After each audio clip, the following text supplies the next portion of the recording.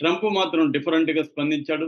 Trump ఏమన్నాడంటే, మేము వాళ్ళ 3 అటామిక్ స్థావరాల మీద అటాక్ చేస్తే వాళ్ళు ఆహ్, మా దాని మీద వీక్ అటాక్ చేశారు.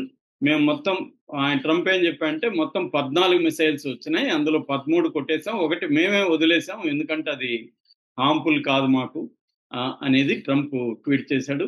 దాని తర్వాత ఇప్పటికైనా మా మీద హేట్ పోయి ఆహ్, శాంతికొస్తుందని ఆశిస్తున్నాం అని ఫస్ట్ చేశాడు. దాని తర్వాత ఇరాన్‌కి థాంక్స్ కూడా చెప్పాడు. ఎందుకంటే మాకు ముందే చెప్పింది ఇరాను. వేయకముందే మాకు చెప్పింది. అందువల్ల మేము ఖాళీ చేయగలిగాం. మాకు ప్రాణ నష్టం తప్పింది. అందుకని ఇరాన్‌కి నేను థాంక్స్ చెప్తున్నానని చెప్పాడు. ఆ తర్వాత కంగ్రాట్స్ ద వరల్డ్ అన్నాడు. ప్రపంచానికి కంగ్రాట్స్ చెప్తున్నాను. ఎందుకంటే యుద్ధం ఆగిపోయింది. సో, ఆహ్, 2 దేశాలు గూడా ఇరాన్ ముందుగా చొరవ తీసుకుంటుంది.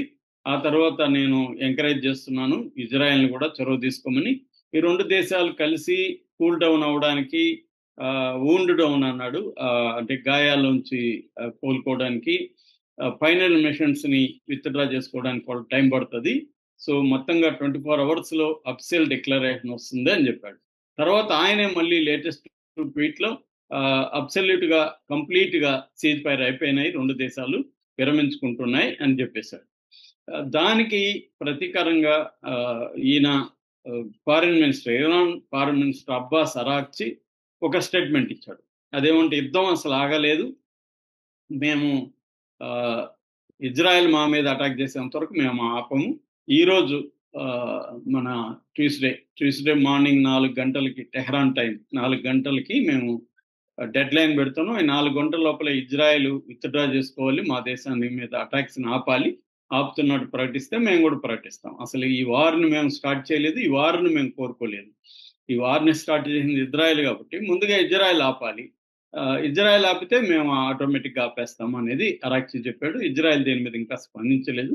కానీ ఓవరాల్‌గా అందరూ అనుకుంటుండేదైతే ట్రంప్‌ని ధిక్కరించి ఇప్పుడు ఇజ్రాయెల్ కూడా ఆహ్, పోరాడే ఇది లేదు. ఎందుకంటే ఇజ్రాయెల్‌కి సంబంధించిన టోటల్ డిఫెన్స్‌లో 70% అమెరికా నుంచే వస్తుంది వాళ్ళకి.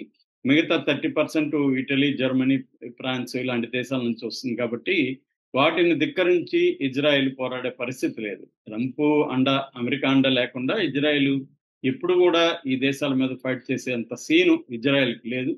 ఆ దేశ జనాభే 1,00,00,000 లోపలే ఉన్న జనాభా.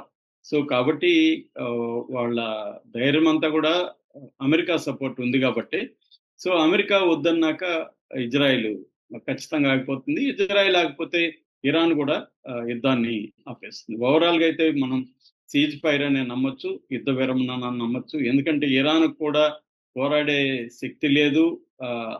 ఏ రకంగా గూడా నిన్న గూడా నేను చెప్పాను సరెండర్ అయిపోయింది ఇరాన్ అని నిన్ననే నేను చెప్పాను. అదే జరుగుతుంది. ఎందుకంటే ముందుగా చెప్పి ఖాళీ జాగా మీద ఏసేసొచ్చారు వీళ్ళు గూడా. ఇరానోళ్ళు. ముందుగా ఎవరైనా చెప్తారా? నిన్నొచ్చి కొడతాను నేను. నువ్వు ఎక్కడికైనా ఎళ్ళిపో. నీ ఇంటి మీదొచ్చి నేను అటాక్ చేస్తాను అన్నట్టుగా ఉండేది. సో, ఎప్పుడైనా యుద్ధం అంటే సర్ప్రైజ్ అటాక్ ఉండాలి. ఇది ముందుగా వాళ్ళకి ఇన్ఫార్మ్ చేసి మేము వస్తున్నామంటే వాళ్ళన్నీ రెడీ చేసుకొని, ఖాళీ చేసుకొనుంటే వాళ్ళెళ్లారు. సో, ఇదొక కామెడీ ఆఫ్ ట్రాజెడీ అంటారు గదా! సో, వీళ్ళకి కామెడీగా ఉంది. ప్రపంచానికి ఇదొక